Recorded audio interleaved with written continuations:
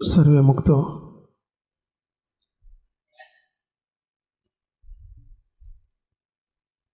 આપણે બધા સત્સંગમાં આવીએ છીએ. સત્સંગના બે મુખ્ય હેતુ સચવાવા જોઈએ. એક, આપણે મહારાજને રાજી કરવાની રીત શીખવા માટે આવીએ છીએ, કારણ કે સત્સંગનું ફળ છે રાજીપો. મહારાજ રાજી થાય, મોટા પુરુષ રાજી થાય, સંતો રાજી થાય, એ રાજીપો એ સત્સંગનું ફળ છે. અને રાજીપાનું ફળ છે મૂર્તિનું સુખ. એટલે રાજી મહારાજ કેમ થાય, રાજીપાની રીત શીખવા આવ્યા છીએ. અને બીજું, સત્સંગે કરીને પાછા વળાવવું જોઈએ. પાછા વળો. ક્યાંથી પાછા વળો? જગતની કોરે પાછા વળો. ત્યાં પાછા વળાશે તો આ બાજુ આગળ વધાશે. અંતરમાં રહેલી ભભૂકતી અનાદિકાળની વાસનાઓ, ત્યાંથી પાછા વળો. કામનાઓથી પાછા વળો. આશા અને તૃષ્ણાઓની ઈચ્છાઓથી પાછા વળો. રંગ રાગ અને ભોગ વિલાસથી પાછા વળો. દેહ ને દેહના સંબંધોથી કોરે પાછા વળો. અહમ અને મમત્વમાં પાછા વળો. આપણા રજોગુણી જીવનમાંથી પાછા વળો. જગતની રીત એ આપણી રીત નથી, એ કોરે પાછા વળો. આ સત્સંગ છે પાછા વળવા માટેનો. અને સત્સંગ થયા પછી આપણી વૃત્તિઓ પાછી વળવી જોઈએ. સત્સંગ એના માટે છે. એટલે જે કંઈ વાત કે સત્સંગ સાંભળીએ એની ફલશ્રુતિ આ છે કે સત્સંગ સાંભળ્યા પછી આ બધી જે વાત કહી એમાં પાછા વળાવવું જોઈએ. એ ઘટવું જોઈએ. અને ભજન ભક્તિ ભગવાનના રાજીપાના જે કંઈ સાધન છે એમાં પ્રગતિ થવી જોઈએ. એની કોરે આગળ વધો અને પેલી કોરે પાછા વળો. કારણ કે આપણી દોટ છે એ બાજુની, અને એમાંથી અમારે તેમને પાછા વળીને આ બાજુ કન્વર્ટ કરવાના છે. અઘરું કામ છે. જગતની કોરેથી પાછા વળવાનું જીવને ગમતું નથી.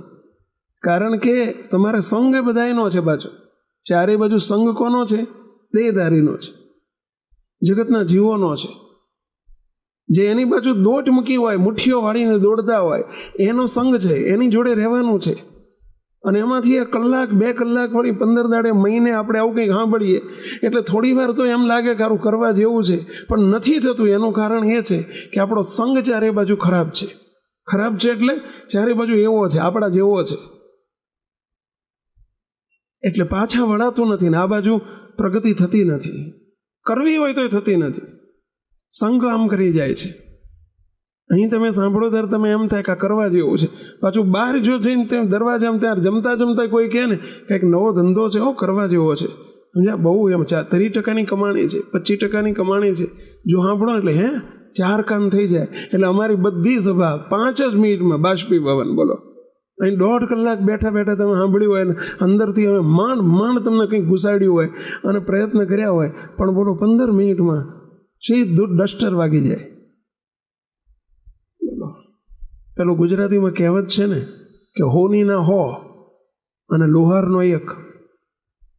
હોની હો ટચકા મારી મારી મારી મારી મારી ટચ ટચકે કંઈક ઘરેનો દાગીનો બનાવ્યો હોય અને એમાં એક લોહારનો આવડો મોટો હથોડો પડે એટલે શું થાય છે? પેલા બધું ભૂકો. બોલો, એમાં અમારે આ હોનીના હો ટચકા મારવાના છે. અને ટચકા મારી મારી મારી મારીને કલાક 2 કલાક સુધી તમને કંઈક ઘુસાડ્યું હોય અને જો બહાર જતાની સાથે જ તમને સહેજ પછી કોઈક આશા અને તૃષ્ણાની ઈચ્છાઓ અને કામનાઓને બતાવે, સમજ્યા, એટલે જય સ્વામિનારાયણ. બોલો, બધું સ્વાહ. ગમે એટલું સાંભળીને ગયા હોય ને તો એ બધું, કારણ કે આપણે અંદર એ પડેલું છે. સત્સંગ અંદર નથી પડેલો. અંદર કામનાઓ પડેલી છે, અંદર વાસનાઓ પડેલી છે, અંદર જગત પડેલું છે. અને એ બધાનું કારણ છે દેહાધ્યાસ, દેહાભિમાન, દેહ ભાવ. અને એને લઈને બધું અંદર એ જ હોય. કચરાના ઢગલામાં શું હોય? કચરો જ હોય. એમાં ગુલાબનું ફૂલ ના હોય કંઈ. દેહ ભાવ જ કચરાથી ભરેલો છે અને એમાં બધું ભરેલું છે અને એની પુષ્ટિ થાય છે, અહીંયાનું ખંડન થાય છે.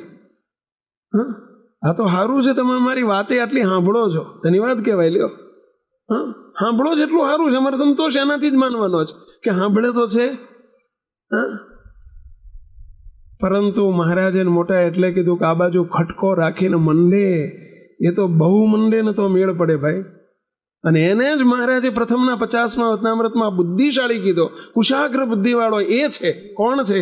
કે જે પોતાના જીવાત્માના મોક્ષને માટે એટલે કે રાજીપાના માટે આ માર્ગે જે સાવધાન થઈને મંડ્યો હોય એ જ કુશાગ્ર બુદ્ધિવાળો છે. બોલો.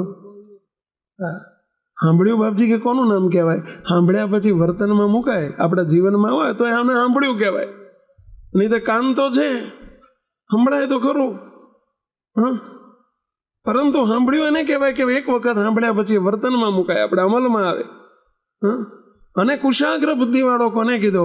પ્રથમનું 50મું વતનામૃત મહારાજ કે જગતની કોરે સાધુમાં હોય કે ગૃહસ્થમાં હોય, બહુ મોટો પંડિત હોય, વિદ્વાન હોય, શાસ્ત્રી હોય, 5 માણા પૂછીને કામ કરતા હોય, તમારા જગતની કોરે વ્યવહારમાં બહુ મોટો ડાયો માણસ હોય, હા, 5, 25, 50 લાખ રૂપિયા 2-5 કરોડના આસામી હોય, લાખ બાખની વાત નથી થતી, 2-5 કરોડનો આસામી હોય અને લઈ મોટા બંગલો ગાડીઓ હોય, એને બધા પૂછીને કામ કરતા હોય, એ બુદ્ધિશાળી. આ જગતની કોરે બુદ્ધિશાળી, એ વ્યવહારની કોરે મોટો, એમાં કોઈ બેમત નથી. પરંતુ ભગવાનની કોરે બુદ્ધિશાળી કોણ? સત્સંગની કોરે મહારાજની વ્યાખ્યા પ્રમાણે બુદ્ધિશાળી કોણ? તો જે પોતાના જીવાત્માના મોક્ષને માટે એટલે કે રાજીપાના માટે મહારાજને મોટાની પ્રસન્નતાને અર્થે રાત દિવસ જે સાવધાન થઈને યત્ન કરતો, એવું નથી કીધું, સાવધાન થઈને યત્ન કરતો હોય. હવે જો ખોળવા જઈએ ને દીવો લઈને કે સાવધાન થઈને યત્ન કરનારા કેટલા, આવો જો દીવો લઈને આ તમે બધા યત્ન કરો છો પણ સાવધાન થઈને યત્ન નથી કરતા. અને એટલે પેલો હથોડો એક પડે છે ને એટલે અમારા હોનીના 100 ટચકા ફેલ જતા રહે છે. સમજ્યા?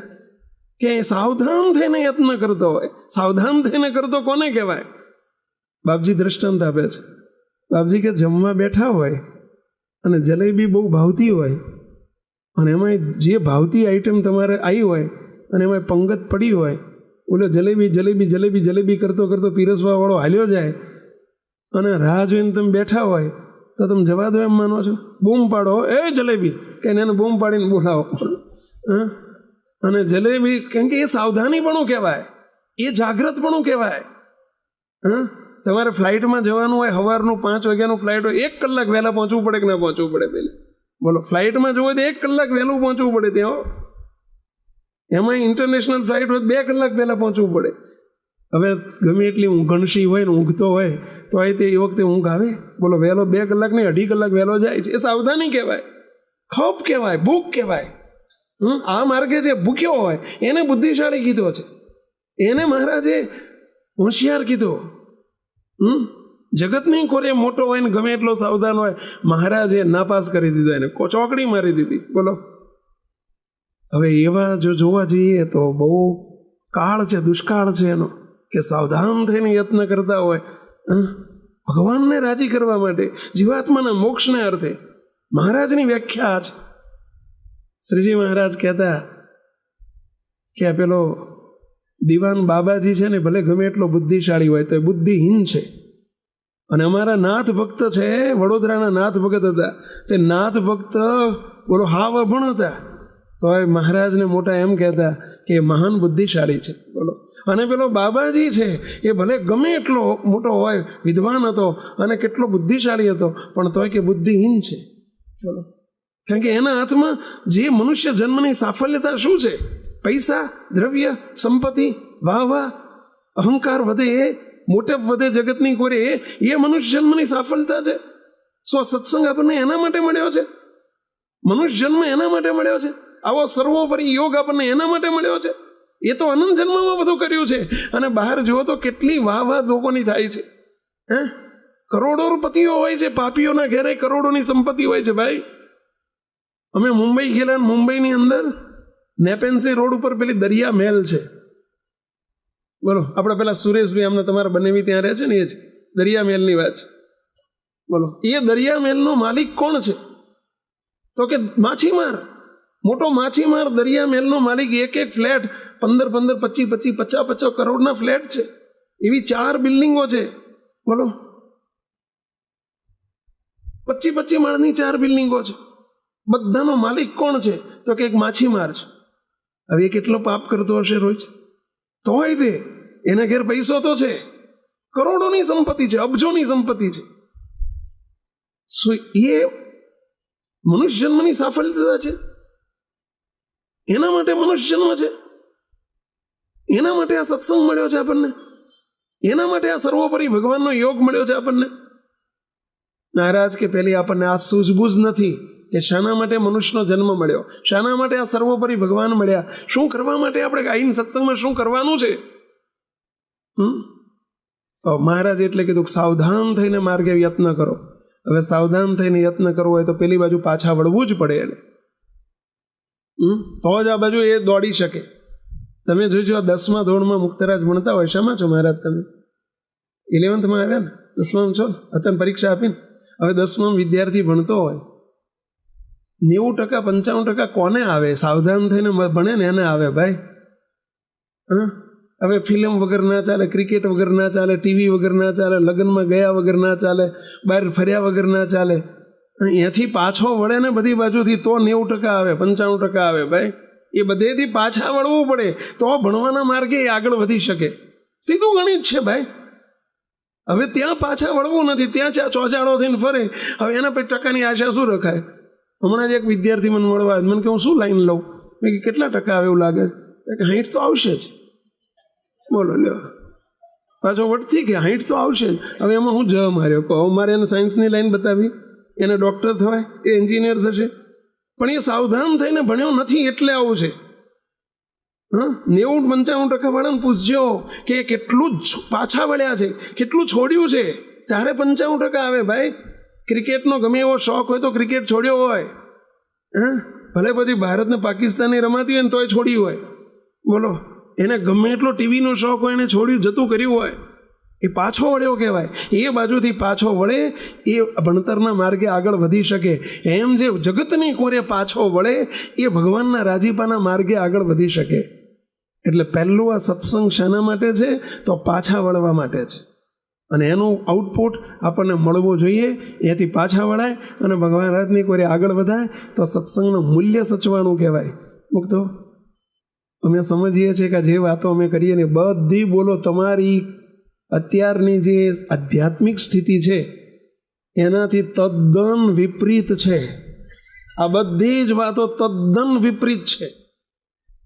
અને સાયકલ લઈને કોઈ જતો હોય ને, જોજો અમે કાયમ દ્રષ્ટાંત આપીએ, સાયકલિસ્ટ સાયકલ લઈને જતો હોય અને પવનની દિશામાં એમ જવાનું હોય ને તો બોલો 1 પેડલ મારે 4 પેડલનું કામ થાય. બોલો, કારણ કે પવનની દિશામાં જઈ રહ્યો છે.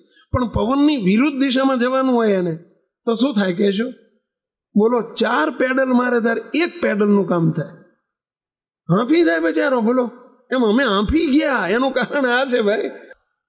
બોલો, કારણ કે અમારે હામા પવનમાં દોડવાનું છે, હામા પવનમાં તમને લઈ જવાના છે. તમારો પવન જુદી દિશાનો છે અને અમારે તમને લઈ જવાના છે ભગવાન બાજુ. કહો, તમારી દોડ છે જગત બાજુની અને અમારે અહીંયાથી પાછા વાળવાના, પછી આ બાજુ આગળ વધારવાના.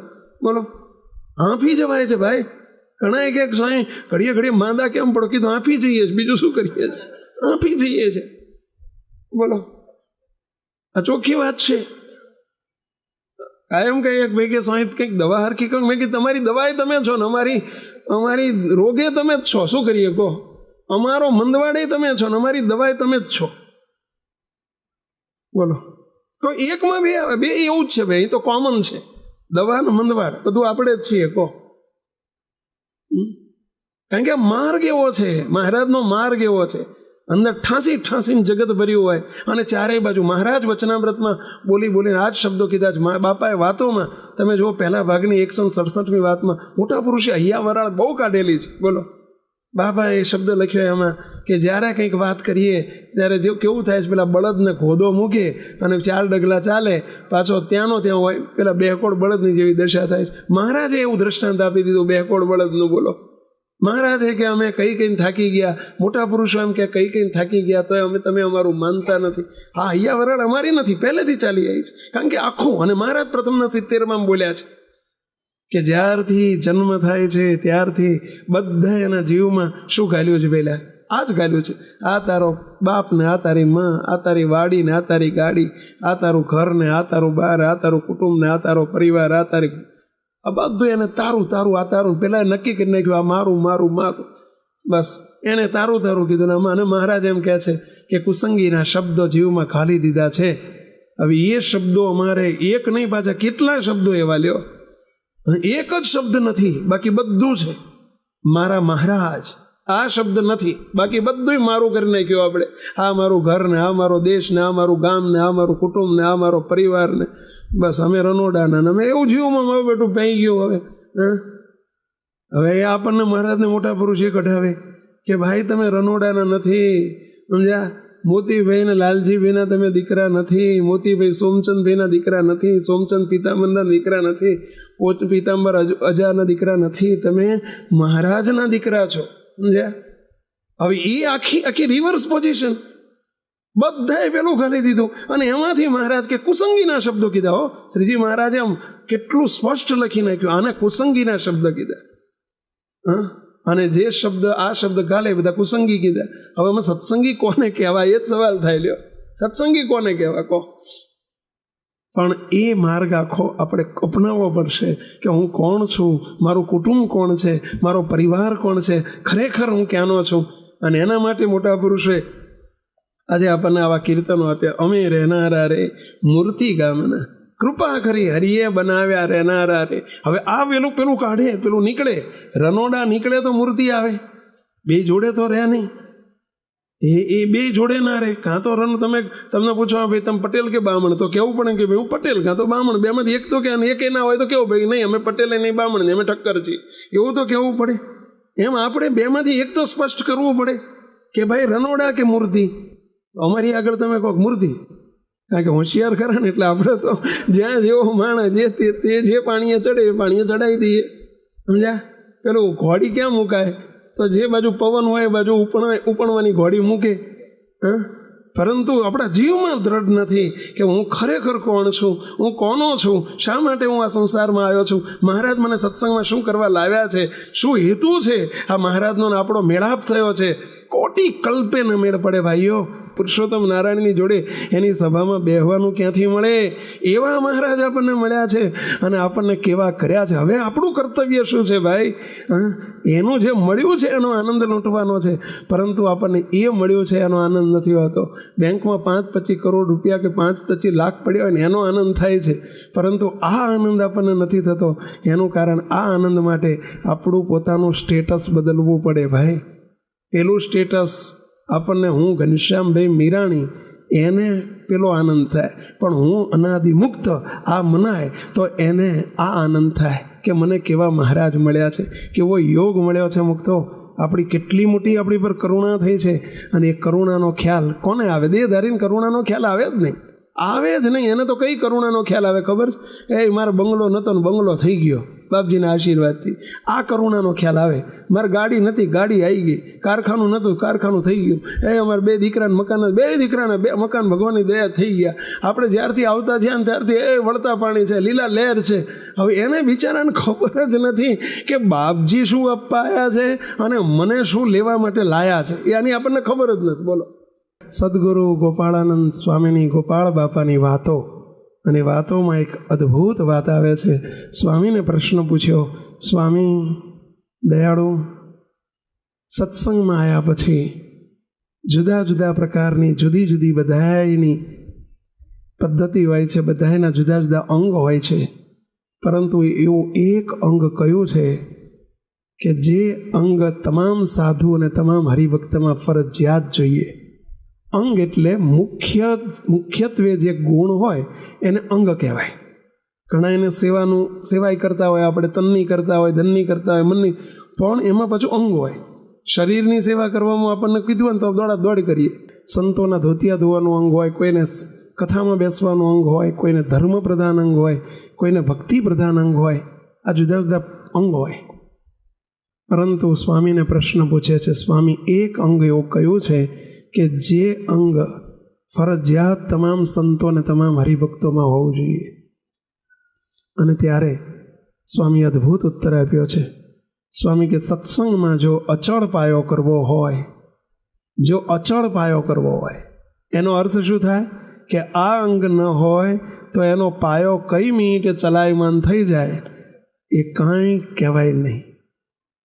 બોલો, અચળ સત્સંગમાં જેને અચળ પાયો કરવો હોય કે કોઈ દિવસે હલે જ નહીં, ગમે એવા તે દેશ કાળ ક્રિયાને સંગ થાય, એટલે કે ગમે તેવા ધરતીકંપનો યોગ આવે.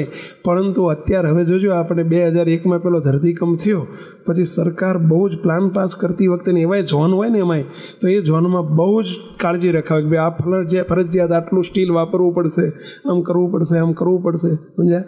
એમ, કારણ કે અચળ પાયો કરવાનો છે. એમ સત્સંગમાં અચળ પાયો ક્યારે રહે? ત્યાં સ્વામી એમ કહે છે કે જેને સત્સંગમાં પોતાનો અચળ પાયો કરી રાખવો હોય, ડગમગાટ ન થાય, ગમે તેવા દેશકાળ ક્રિયા સંજોગ ઊભા થાય, ભગવાન ગમે એટલી કસોટી કરે તો હોય તે કોઈ દિવસ સંજોગ બદલાય, પરિસ્થિતિ બદલાય, કોઈ દિવસ વાંધો ન આવે, એનો સત્સંગ અચળ રહે, અડગ રહે, નિરુત્થાનપણું રહે. ને એનો એક જ ઉપાય સ્વામીએ બતાવ્યો કે સમજણનું અંગ ફરજિયાત જોઈએ. સાધુમાંય સમજણ જોઈએ અને હરિભક્તમાંય સમજણ જોઈએ. અને ત્યાગી ગ્રહીનો કોઈ મેળ નથી. વડતાલનું 20મું મહારાજ બોલ્યા છે, ત્યાગી ગ્રહીનો કોઈ મેળ નથી, જેની સમજણ મોટી એ જ મોટો. ભલે ત્યાગી હોય પરંતુ જો એનામાં સમજણ ન હોય, સમજણ, જ્ઞાન નથી કીધું, સમજણ કીધી છે. નોલેજ નથી કીધું, સમજણ કીધી છે. ઇન્ફોર્મેશન નથી કીધી, સમજણ કીધી છે. આખું વચનામૃત મોઢે હોય, આપણે સમજતા હોય, સમજાવી શકતા હોઈએ બીજાને, અર્થ જાણતા હોય, બીજાને જણાવી શકતા હોઈએ, પરંતુ ટાણું આવે ત્યારે આપણા માટે કંઈ કામમાં ન આવે. એ જ્ઞાન આપણા માટે ઉપયોગ ન કરી શકીએ, બીજાને ઉપયોગ કરાય પણ આપણા ઉપયોગમાં ન આવે, અને આપણને એ વખતે બીજો સમજાવવા આવે. મહારાજે વચનામૃતમાં લખ્યું, મધ્યનું 37મું વચનામૃત, કે ગમે તેવો જ્ઞાની હોય તો પણ પોતાની પ્રકૃતિ સરખું આચરણ કરે છે, અને એમાં કોઈ શાસ્ત્રનો નિગ્રહ પણ ચાલતો નથી. શાસ્ત્રને જાણતો હોય, સાર અસાર સમજતો હોય, યોગ્ય અયોગ્યની ખબર પણ હોય, પરંતુ એને એ સ્વાભાવિક રીતે થઈ જતી હોય ભૂલ. જાણતા હોય ક્રોધ ન કરાય, ખબર છે ક્રોધ ન કરાય, મહારાજ રાજી ન થાય એ ખબર છે, અરે આના દૂષણો ઘણા છે એ ખબર છે, કે ક્રોધી મારો સ્વભાવ હશે તો ઘણું નુકસાન થશે એ ખબર હોય, છતાંય સ્વાભાવિક પ્રકૃતિ કે જે શાસ્ત્રનો નિગ્રહ અને પોતાનું જ્ઞાન પણ કામમાં આવતું નથી, એવો સ્વાભાવિક પ્રકૃતિ કેમ ટળે? મહારાજે પણ એની શાખ પૂરી છે મધ્યના 37મા વચનામૃતની અંદર. અને મોટા મોટા સંતોએ પણ શાખ પૂરી. ગુણાયતાન સ્વામીએ વાતોમાં લખ્યું કે સત્સંગમાં કેટલાક ધૂળ જેવા હોય, કાગળિયા જેવા હોય, કેટલાક ધૂળ જેવા હોય, કેટલાક કાંકરા જેવા હોય, કેટલાક પથરા જેવા હોય, અને કેટલાક તો ગિરનાર, કોક તો ગિરનાર જેવા હોય. સ્વામી આવું બોલે છો, ગિરનાર જેવા હોય. સ્વામી જુનાગઢમાં બિરાજતા ને એટલે ગિરનાર હામો હતો ને એટલે સ્વામી ગિરનારને યાદ કરતા. સ્વામી કે ગિરનાર જેવા હોય. અને શબ્દ કેવો લખ્યો? કેટલાક તો કાગળિયા જેવા હોય. કાગળિયાનો સહેજ પવન આવે ને એટલે ઉડી જાય, સહેજ કંઈક બને ને એટલે મૂકી દે સત્સંગ, પડ્યો રહ્યો સત્સંગ, નથી આવું સત્સંગમાં અમારે. જો આ કાગળિયા જેવા કહેવાય, સમજ્યા? આ સમજણ ન કહેવાય. શું સમજ્યા આપણે સત્સંગમાં આવીને? શું લીધું આપણે સત્સંગમાં આવીને? સમજણ દ્રઢ કરતા શીખો, કે જેથી કરીને આપણને ગમે તેવો સમય અને આકરી કસોટી લે તોય પણ એમાં સહેજ પણ રંચ માત્ર ફેર ના પડવો જોઈએ. એનું નામ સમજણ કહેવાય ભાઈ. શ્રીજી મહારાજ ગુણાયતાન સ્વામી એમ કહે છે કેટલાક કાગળિયા જેવા હોય, એથી હારા કીધા, કેટલાક ધૂળ જેવા હોય. સહેજ વધુ પવન આવે ને તો ધૂળ ઉડે, કાગળિયા સહેજે ઉડી જાય. પછી સ્વામી કે કેટલાક કાંકરા જેવા હોય. કાંકરા જેવા એટલે થોડુંક વધુ પવન આવે તો કાંકરાય ઉડે, એથી વધુ પવન આવે ને તો પથરાય ઉડે, એથી વધુ પવન આવે તો ઝાડ ને વૃક્ષોને પણ હડસેલીને એને તે ઉપાડી જાય, એટલે કે એને મૂળમાંથી ઉખેડી નાખે. પરંતુ ગિરનાર, કોઈક તો ગિરનાર જેવા હોય. સ્વામી આવું બોલે છો, કોઈક. ત્યાં ઘણા કીધો ને, અહીંયા કોઈક શબ્દ કીધો. ગિરનાર કોઈ દર ગમે એટલું વાવાઝોડું આવે તો ગિરનાર 1 ઇંચ તો ખરે આમ ખસે કે ના ખસે પહેલા. એટલે કે પર્વત જેવી, પહાડ જેવી સમજણ કરો. મહારાજ આવું કહે છે, સત્સંગમાં આવીને આવી સમજણ કરીને રહો કે જેથી આપણો પાયો ઊંડો રહે. હવે સમજણ એટલે આ છે, સમયે ખ્યાલ રહે, જાણપણું રહે, એનું નામ સમજણ. કે હું કોણ છું, મારું શું લક્ષ્ય છે, આનું જાણપણું રહે સદાય માટે, એ સમજણ કહેવાય. બાકી ગમે એટલું નોલેજ હોય, ખબર હોય, પણ ખબર રહેતી ના હોય સમયે, તો એ શું કરવાનું? એને શાનું જ્ઞાન, શાની સમજણ? હા, બીજાને ઉપદેશ આપી શકીએ, પણ આપણા હાથે નીચે રેલો આવે ત્યારે આપણે હાવ નાસીપાસ થઈ જઈએ ને હાવ આપણે દુખિયા થઈ જઈએ ને રોતલની જેમ રોવા માંડીએ અને કરતા પણ જતું રહે ને બધું જતું રહે ને સત્સંગે સાફ થઈ જાય. શું સમજે આપણે સત્સંગમાં આવીને? માટે પહેલું કીધું મહારાજ કે સમજણ એનું નામ, કે સમય આવે ત્યારે બસ ધીરજ રાખીને મહારાજ ઉપર ભરોસો રાખીને મંડ્યો રહે. હવે વાત સમજણ કેવી હોવી જોઈએ? તો સત્સંગમાં આવ્યા પછી પહેલું જ આપણે નક્કી કરીને બેસવું સત્સંગમાં આવતા, કે સમજણમાં સત્સંગમાં આવ્યા પછી આપણો અહંકાર, ઈગો એ શૂન્ય થવો જોઈએ. સમજણે કરીને નક્કી કરી નાખું કે હું ગમે તે છું, મારી મોટપ ગમે તેવી હોય, પૈસાની મોટપ, આવડત, બુદ્ધિ, સત્તા ગમે એટલું હોય, તોય હું ભગવાનનો દાસ છું, હું જીરો છું અને મહારાજ હીરો છે. કશું જ મારું નથી, હું કશું જ નથી. દાસ થઈને સત્સંગમાં આવે એ જ પાસ થાય. નહીતર કઈ મિનિટે ઉડી જાય ખબર ના પડે. ભાઈ મેં આટલું કર્યું ને મેં આટલું કર્યું ને મેં તૂટી ગયો ને મેં એ તૂટી જ ગયો કહેવાય. ભાઈ શું કર્યું આપણે? શું કરી શકીએ આપણે? મહારાજ આપણને 5 રૂપિયાની સેવા કરાવે છે, એ કૃપા કરીને આપણને નિમિત્ત કરીને કરાવે છે એમ સમજવું. પણ મેં કર્યું જે દિવસે થયું ને તે દિવસે વાર ના લાગે, ઉખડી જતા. હું કશું જ નથી, આ પહેલી સમજણ. અને મારું કશું જ નથી, મારાથી કશું થાય એમ નથી. સૂકો પાપડ પણ મારાથી ન ભગે. જે કંઈ કરે છે એ મહારાજ કૃપા કરીને નિમિત્ત કરીને મારી પાસે કરાવે છે. જગતની કોરે તે આ સમજણ રાખજો પહેલાં, નહીં તો જગતમાં તે મારી નાખે. મને મારે 4 ભાઈએ છે ને મને કોઈ બોલાવતું નથી ને એમાં પછી ઝઘડા ને ડખા ને જોજો તમે વિક્ષેપ ને આ બધી હોળીઓ શાની હોય છે? આ જ અહંકારની જ હોળી છે, હુંકારની જ હોળી છે.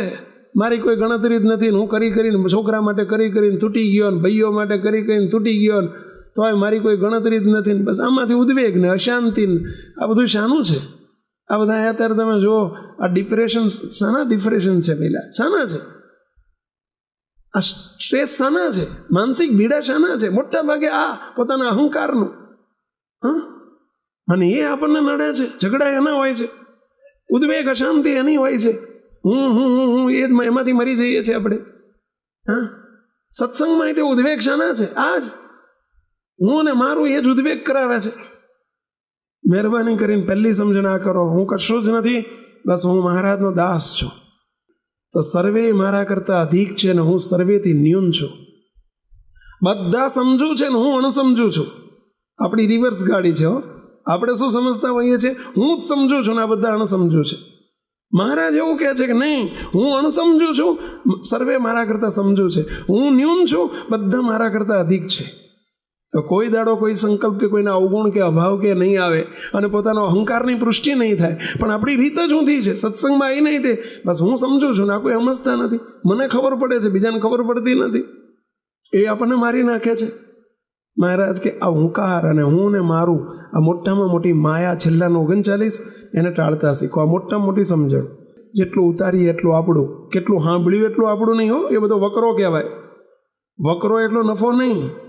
વકરો વસ્તુ જુદી છે, નફો વસ્તુ જુદી છે. ભાઈ ગલ્લામાં આવે એ બધા કે તમારા નથી, એ બધા આપણા બાપના ના કહેવાય. ગલ્લામાં જેટલા રૂપિયા આવે એટલે બધા આપણા કહેવાય. એમાં લઈ લઈને વાપરવા માંડો તો ભૂખ ભેગા થાવ. ભાઈ એમાંથી નફો વપરાય, એ વકરો છે. વકરો બધો આપણો નહીં, એ માલના પૈસા છે, તમારા નથી. અને એમાંથી જે ડિફરન્સ વધ્યો ને, 100 રૂપિયાની વસ્તુ લાયા ને 100 રૂપિયામાં વેચી, એ 25 તમારા. 100 ઉપર કોઈ અધિકાર નથી, એ માલના રૂપિયા છે. અને માલના પૈસા વાપરી નાખો, શું થાય? પહેલાં રોવાના જ દાડા આવે. રોવે ને બીજાને કેટલાય રોવડાવે. અત્યારે વણ સમજે બધા ધંધા કરે છે અને પછી વાંયાથી રોવે છે ને રોવડાવે છે. એનું કારણ શું છે? આ જ આપણા બાપના પૈસા છે. લ્યો, એમાંથી બંગલા બનાવી નાખો ને ગાડીઓ લઈ નાખો ને જલસા કરો, પછી રોવાનું ને બીજાને રોવડાવવાના. સમજ્યા? આ જ ધંધો થાય છે ભાઈ. અરે તમારા નથી, એ આપણા નથી. નફો તમારો, વકરો તમારો નથી. ભાઈ સમજીને વેપાર કરજો, ધંધો કરનારા એવો બધા. નહીં તો રોશન રોવડાવશો બીજાને જો સમજીને નહીં કરીએ તો.